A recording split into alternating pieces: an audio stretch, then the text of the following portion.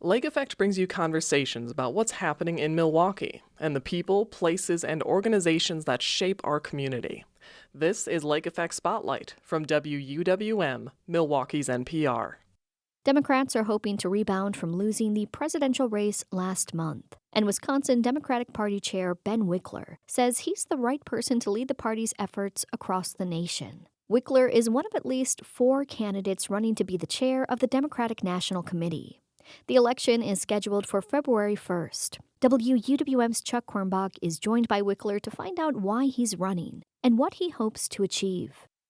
I'm running for chair of the Democratic National Committee because to defeat MAGA and the far-right billionaires who want to rig the country for Trump and his friends, we have to unite the Democratic Party. We have to fight everywhere and on every platform in every state year-round, as we have done in Wisconsin. And if we do that, we will win more elections in more places and have the chance to deliver for working families no matter where they live or what they look like. How are you going to help transform Democratic messaging, maybe to focus on at least what some polling says voters showed they were more concerned about, for example, the economy, maybe still important, but a little bit less on abortion rights? Well, we know that voters will give a serious look at a candidate if they feel like that candidate is on their side. And right now, a lot of Democrats get their news about Democrats from Republicans. Republicans are communicating in more places more of the time than Democrats are. And there are folks who voted for change who don't trust either party, who didn't hear either party's message in this election. So what that means for Democrats is that we need to show up in places that are not centrally about politics. We need to reach out to voters who are not watching political news, and we need to go on hostile territory and make our case. No one else is going to make it for us. My view is that when Democrats say what they're for fighting for working families and for the freedom that everyone deserves as Americans, this should be our birthright, that those are winning messages. We just need to make sure people actually hear them. Do you anticipate more focused messages about the economy or holding down prices, reducing prices?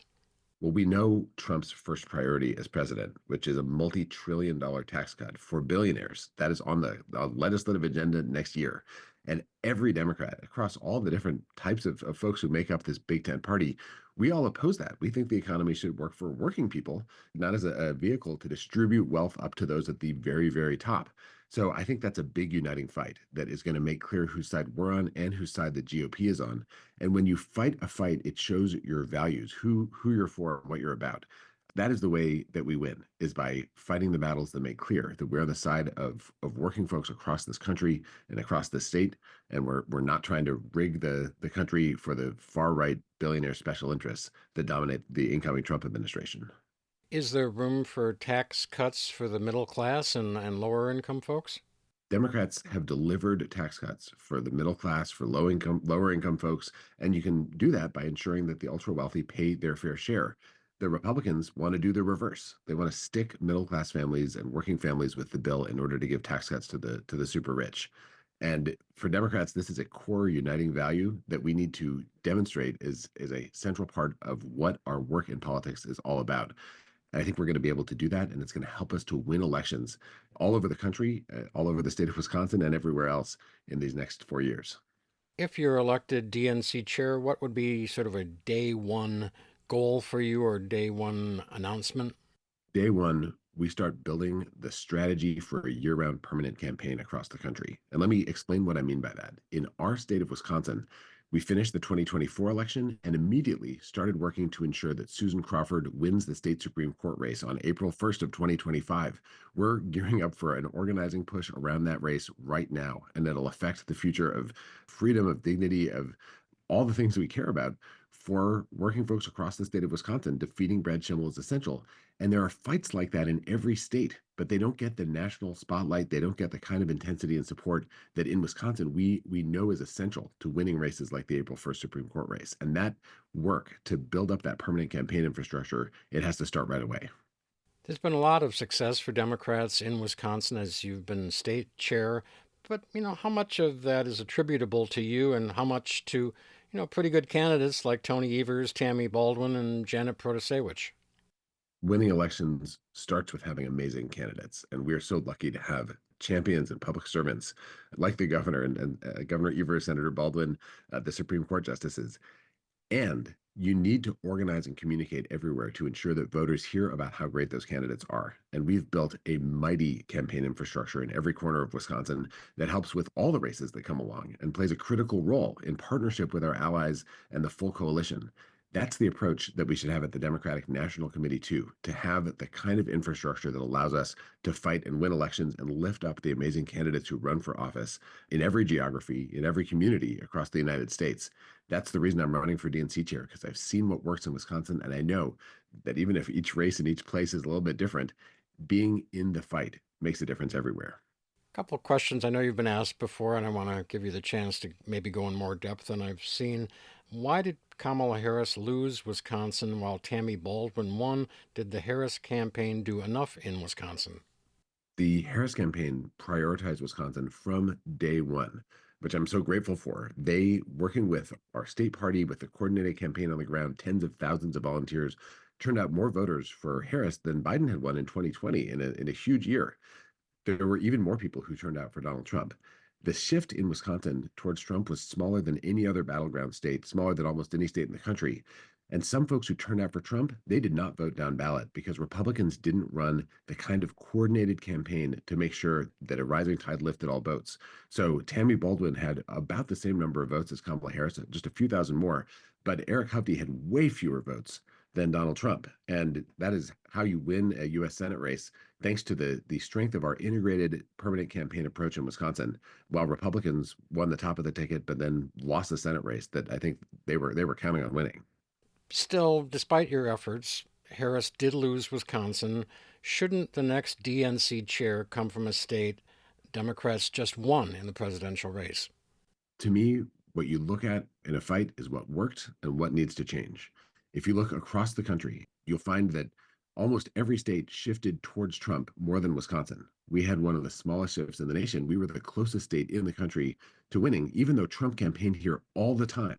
The states where Trump won shifted more towards Trump than we did in Wisconsin. And he didn't campaign in a lot of those states. So you can see the impact of the work that all of us did to try to move votes. Now, this isn't horseshoes. It doesn't count if you just get close, although we wouldn't have won the presidential even if we'd lost Wisconsin.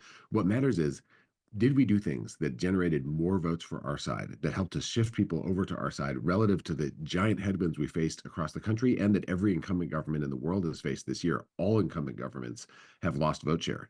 And the answer is that what we did in Wisconsin, it did make a difference. Now we need more. We need to reach more voters who are not hearing from Democrats. We need to bring the kind of intensity and organizing up and down the ballot forward.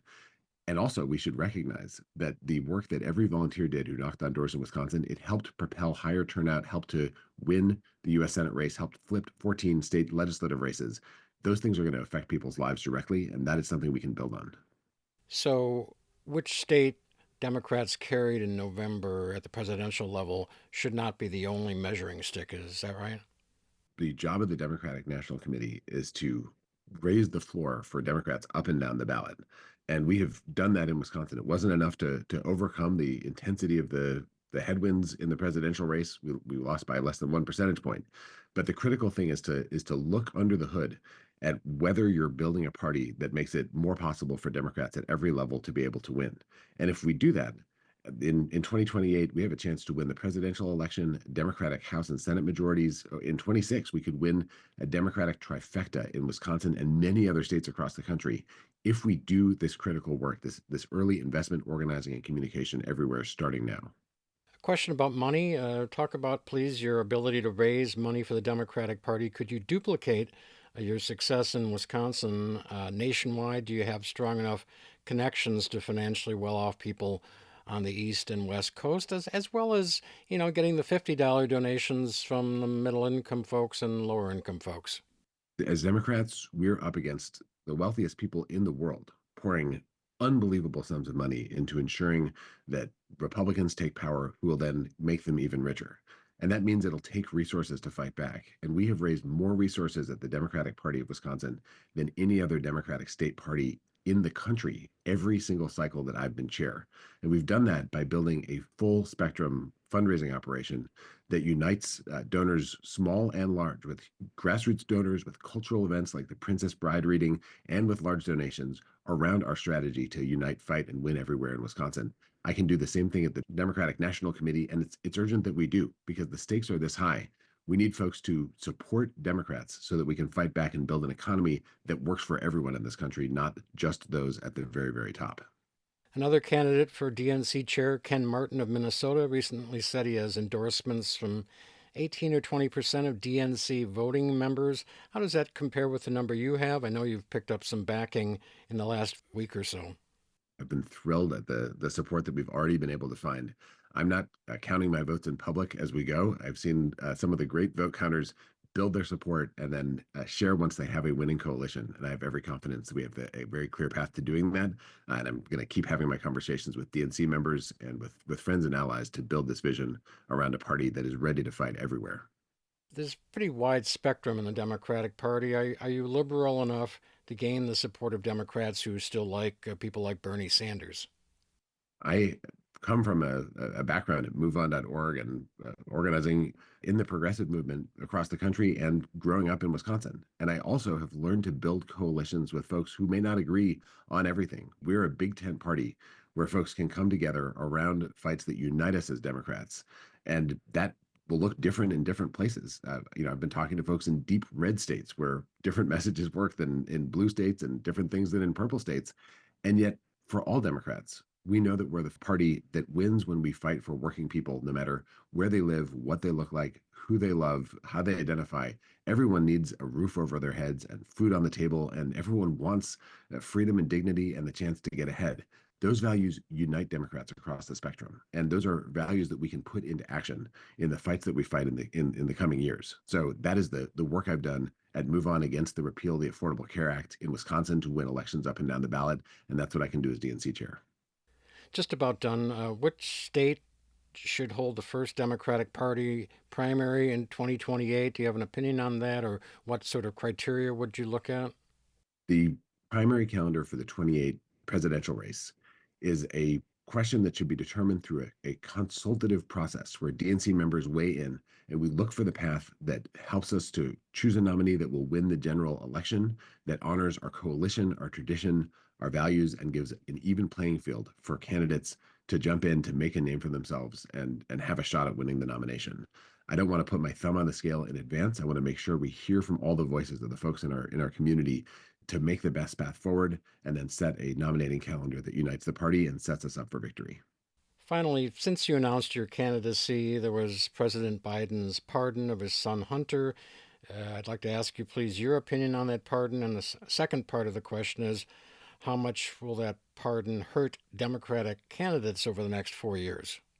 Donald Trump is entering office with a blanket pledge to pardon the people who tried to overturn the election in 2020, the January 6th insurrectionists, with a FBI director nominee who is planning to weaponize the power of the federal government to go after the political enemies of Donald Trump, including family members of the president.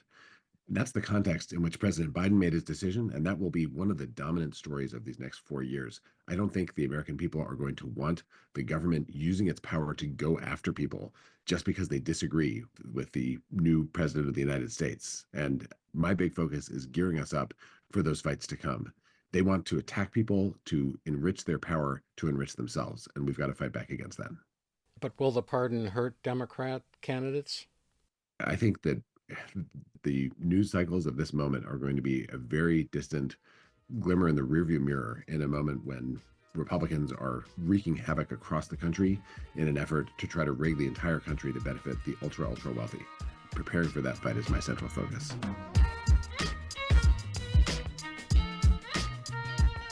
Ben Winkler is the Wisconsin chair of the Democratic Committee and a candidate for the chair of the Democratic National Committee. He spoke with WUWM's Chuck Quirmbach.